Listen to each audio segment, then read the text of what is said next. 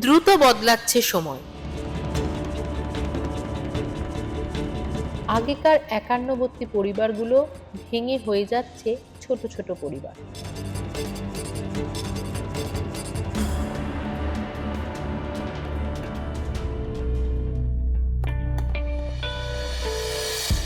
বর্তমান প্রজন্মের শিক্ষিত যুব সমাজ একটু অন্যভাবে বাঁচতে চায়। ছেলে হোক কিংবা মেয়ে, জীবনে সবাই প্রতিষ্ঠিত হতে চায়। সেই চাহিদা মেটাতে কখনো তাদের পাড়ি দিতে হচ্ছে রাজ্যের বাইরে, কখনো বা দেশের বাইরে। আর এর ফলে বেশ কিছু নতুন সমস্যাও তৈরি হচ্ছে। কাজের তাগিদে যখন ছেলেমেয়েরা ছুটছে, তখন বাড়িতে দিনের পর দিন একা থেকে যায় বাবা মায়েরা। আর এখান থেকেই সন্তানদের দুশ্চিন্তা শুরু।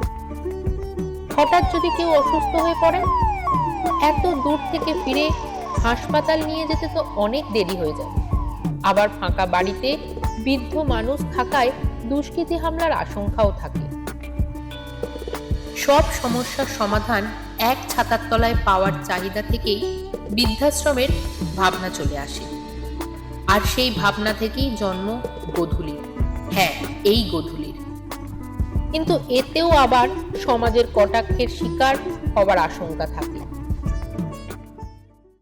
আমার ছেলেকেই আমার অনেকে বলেছে, তুই তুই যেই বিয়ে করলি এমনি বউটা অমনি মাকে বৃদ্ধাশ্রমে পাঠালি। আমার ছেলে বলছে, আমার মাকে তো আমি বৃদ্ধাশ্রমে পাঠাইনি, মা নিজে চলে গেছে, আমাকে না বলে গেছে। আর যে বলে গেলে আমি আপত্তি করতাম না। আমার ছেলেপিলেরা খুব স্ট্রেট ফরওয়ার্ড, ওরা কোনো কে কোথায় কি বলছে নিয়ে মাথা ঘামায় না।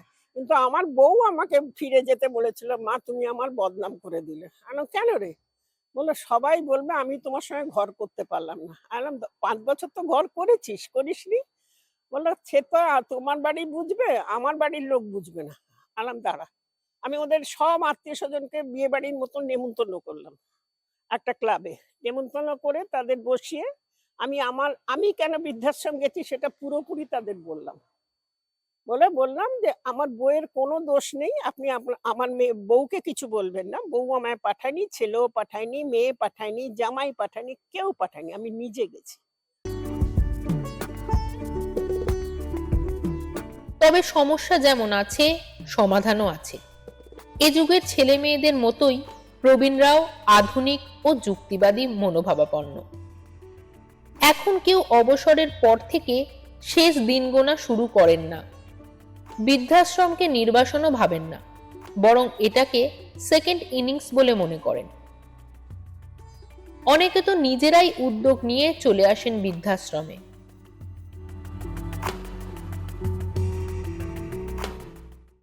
আমি বলবো, বৃদ্ধাশ্রম নির্বাসন না, বৃদ্ধাশ্রমকে বানপ্রস্থ ভেবে যদি কেউ আসে না, তাহলে তার পক্ষে যে থাকাটা বোধহয় সোজা হয়।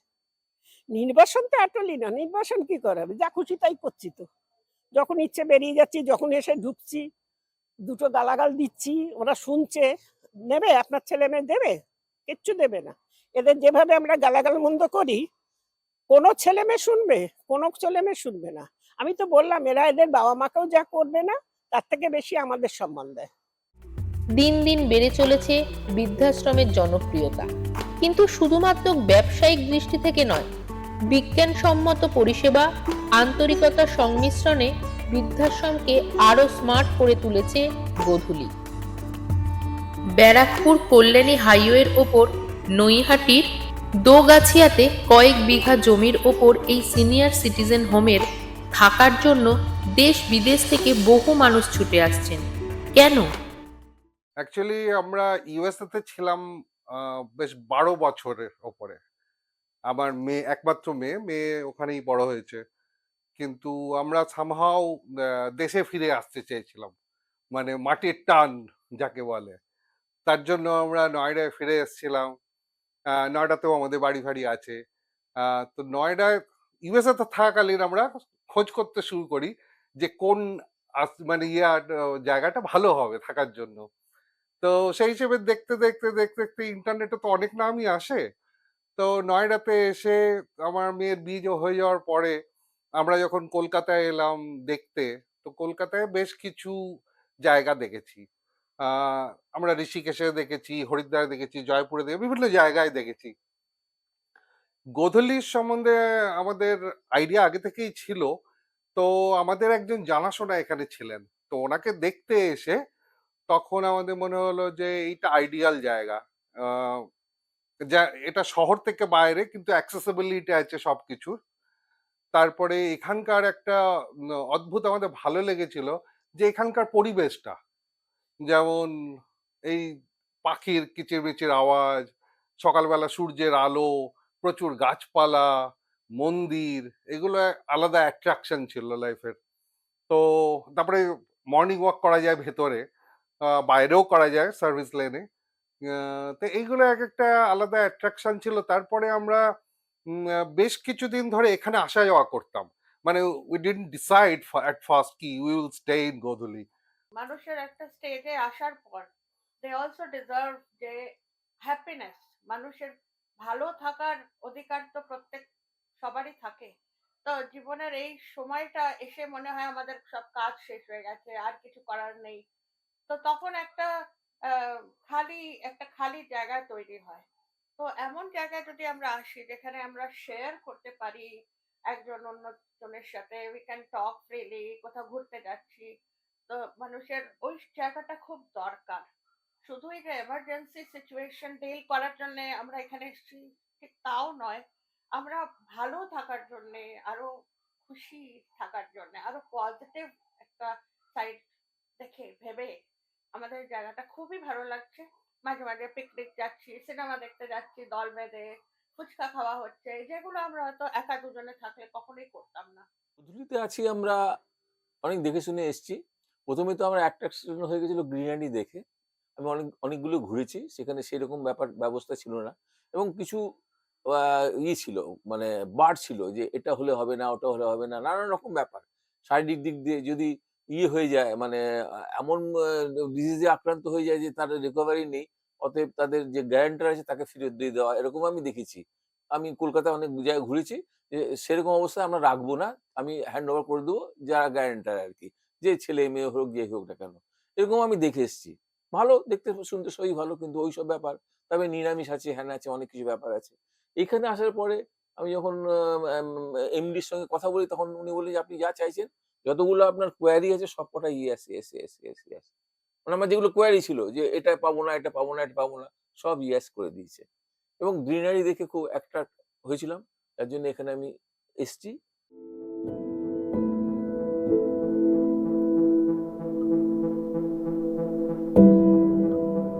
24 ঘন্টা ডাক্তারি পরিষেবা, নিয়ম করে প্রত্যেক আবাসিকের বাধ্যতামূলক শারীরিক পরীক্ষা করা হয়ে থাকে এখানে।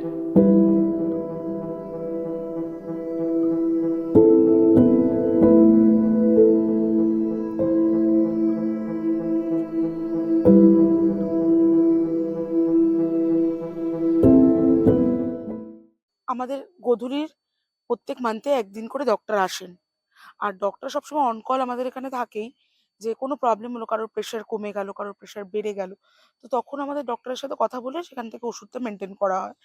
আর এমনিতে আমাদের এখানে প্রত্যেক অল্টারনেটিভ ডে, মানে একদিন অন্তর একদিন ডক্টর যদি অ্যাডভাইস করেন, আমরা প্রেশার চেক করি। আর না হলে প্রত্যেক সপ্তাহে একবার করে আমাদের এখানে প্রেশার চেক করা হয়, সেটা নোট করা হয়। সেটা আমাদের একটা রেজিস্টার্ড মেনটেন করা হয়, খাতায় লেখা থাকে সব সময়ের জন্য। যখন ডক্টরও আসেন আমরা ওটা দেখাই। আর যদি দেখা দেখা যায় যে গন্ডগোল হচ্ছে প্রেশারের, কখনো যে আছে 2 দিন আগে প্রেশারটা একটু বেশি ছিল, 2 দিন পরে প্রেশারটা একটুখানি কমে যাচ্ছে, তখন ডাক্তারের সাথে কথা বলা হয়। ডক্টর যখন যেই ওষুধটা দেন বা বলে যে এইভাবে মেনটেন করতে, সেইভাবেই মেনটেন করা হয়। অসুখ করলে তো এখানে সবচেয়ে বেশি অ্যাটেনশন। এমনি সময় আমাদের দেখুক ছাতা না থাকুক, অসুখ একবার করুক, নার্স থেকে নিয়ে মানে প্রতিটা কর্মচারী অ্যাটেনশনে দাঁড়িয়ে যায়, প্রত্যেকটা লোক।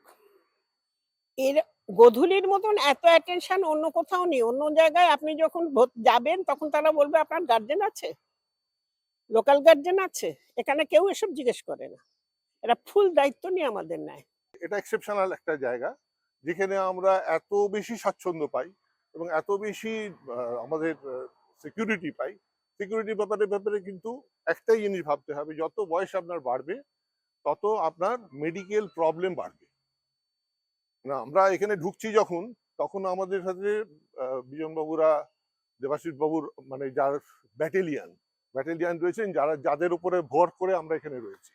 ঘরগুলো আপনি দেখেছেন খুব সুন্দর করে সাজানো রয়েছে, মডার্ন অ্যামিনিটিস অফ লাইফ সবকিছু ওখানে রয়েছে।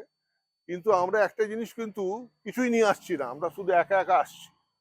কিন্তু আমরা তোরাগোপ্তা কি নিয়ে আসছি বলুন তো? সুগার আনছি, প্রেশার আনছি, ছানি আনছি, হাঁটু ব্যথা আনছি, হাঁটুর রোগ আনছি, অজস্র রোগ আনছি। যখন আসছি তখন একবার সুডেড বুডে হয়ে আসছি, ভেতরে যেগুলো আছে সেগুলো এরা কেউ জানতে পারছে না। যত সময় যাচ্ছে, যত বয়স হচ্ছে, গোদলি যত বড় হচ্ছে, আগামী দিনে আরো বড় হবে, তখন আমরা কি করব যে আমরা ওই রাত্রিবেলায় কেউ বাথরুমে, কেউ ঘরে চিৎপটাং হয়ে যাব। আর দেবাশিস বাবু দূরদর্শিতা কিন্তু খুব বেশি, যার জন্য উনি দুই ম্যানেজারকে একেবারে পাশাপাশি বাড়ি টাড়ি করে তাদের যারা এখানে 24 ঘন্টা থাকেন সেই ব্যবস্থাও করে দিয়েছে। তাহলে অগতির গতি কিন্তু আমাদের ওই জায়গাটা।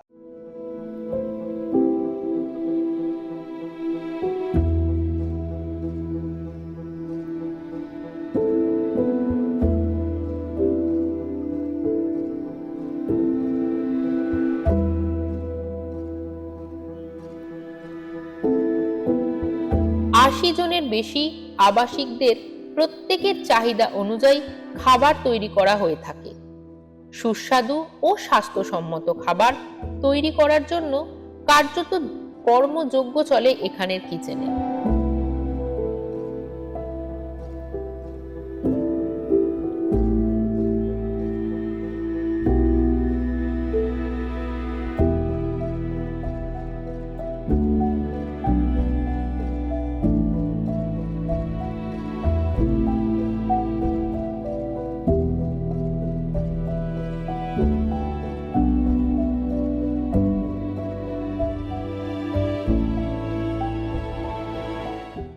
এখানে সকলের রুচি মেনটেন করে আমরা চলার চেষ্টা করি আমাদের যথাসাধ্য সম্ভব।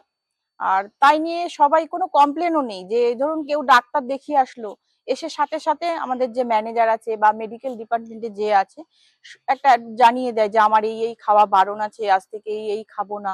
তো সেগুলো যদি আমাদের একবার দিয়ে দেয় আমরা নোট করে রাখি, আমাদের ডায়েরি আছে যে এই পার্সেন্টের কাউর আছে যে পেঁপে একদম খাওয়া বারণ, কাউর আছে তরকারিতে টমেটো খাওয়া বারণ, এরকম অনেক রকম সব রকম সবজি আছে, অনেক রকম বারণ আছে।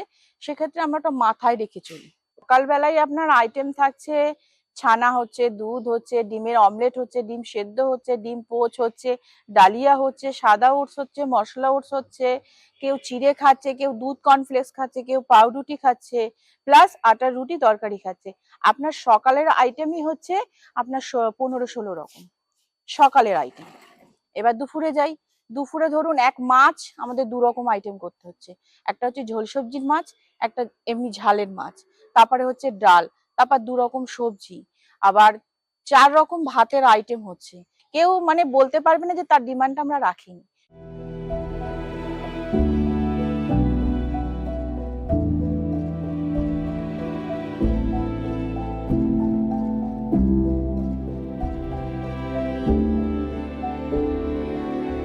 এছাড়াও নিশ্চিত নিরাপত্তার ব্যবস্থা করতে রক্ষীর পাশাপাশি 24 ঘন্টা চলে সিসিটিভি ক্যামেরার নজরদারি। প্রায় 100 জন কর্মচারী প্রতিদিনের পরিশ্রমের ফলে এই পরিবেশ তৈরি হয়েছে।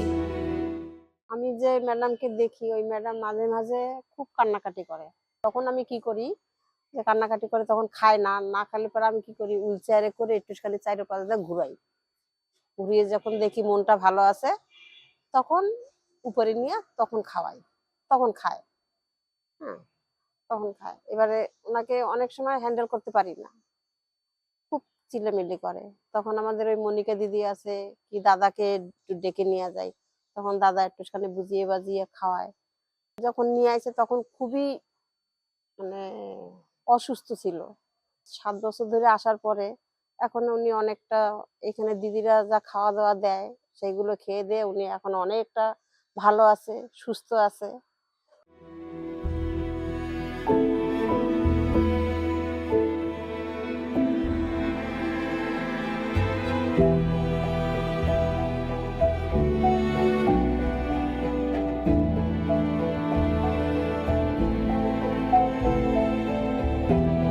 তবে এই সাফল্য একদিনে আসেনি, বহু প্রচেষ্টার ফল আজকের গোধূলি। আমার অনেকদিন ছোটবেলা থেকে সে পিকনিক করার জন্য একটা বাগান খুঁজে বেড়াতাম। এখন তো প্রচুর বাগান হয়ে গেছে। আমি সবসময় একটু বড় করে ভাবতে চাই, একদম অল্প বয়স থেকে। এবং সত্যি কথা বলছি, আমি যা যা ভেবেছি আমার জীবনে, আমি খুব সাধারণ পরিবারের ছেলে, আমার কিন্তু আলটিমেটলি সেই লক্ষ্যটা পূর্ণ হয়েছে। আমি এখানে আসলাম, এসে আমার জায়গাটা দারুণ পছন্দ হলো। ওই দিকটা এরকম ছিল, এইসব জায়গাগুলো ছিল না তখন আমাকে বললো যে একটা ওল্ড এজ হোম করো না। আজকের দিনে কিন্তু বহু মানুষের এটা প্রয়োজন আছে। রবিদা আমার কলেজের এক কলিগ, আমার সিনিয়র একটু। তারপরে আমি তখন মনে ধরলো ব্যাপারটা, ঠিক আছে হতে পারে। তারপর আমি করতে করতে করতে করতে করতে আজকে এই জায়গায় গেছে। অনেকের ভাবে যে সিনিয়র সিটিজেন হোম বা ওল্ড এজ হোমে মানুষ বোধহয় বাধ্য হয়ে যায়, ব্যাপারটা মানে তাদের কেউ দেখে না। এটা একদম রং কনসেপ্ট। এখন আজকের দিনে আর এটা নেই। আজকের দিনে এটা হচ্ছে গ্রাউন্ড রিয়েলিটি। যে আজকে ধরো আমার ধরো একটা মেয়ে, সাপোজ মেয়ের বিয়ে হয়ে গেছে, আমার স্ত্রী আছে। এবার ধরো আমরা দুজনে থাকলেও এমন একটা অবস্থা হলো, তখন আমাদের নিজেদের সেই এবিলিটি নেই যে সবকিছু আমরা নিজেরা আমাদের মতন করে লোক রাখলেও, সেই লোক তো আজকাল মেরে দিয়ে ইয়ে করে তোমাকে যা খুশি কিভাবে তোমাকে প্রপারলি কেয়ারিং করছে কিনা এ দেখার কেউ নেই।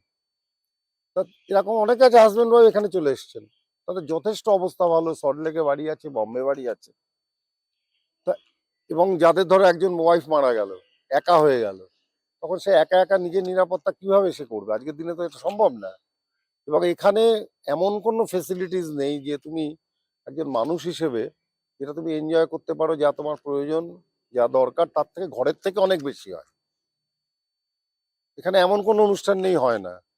এখানে বেড়ানো, ঘোরা, পিকনিক, সমস্ত রকম পুজো, মন্দির, আচ্ছা, টোটাল ব্যাপারটা সবকিছুর দায়িত্ব আমাদের থাকে। এমনকি এখানে মরে যাওয়ার পর তাদের শ্রাদ্ধ শান্তিও আমাদের এখানে ছেলে মেয়েরা এসে করে।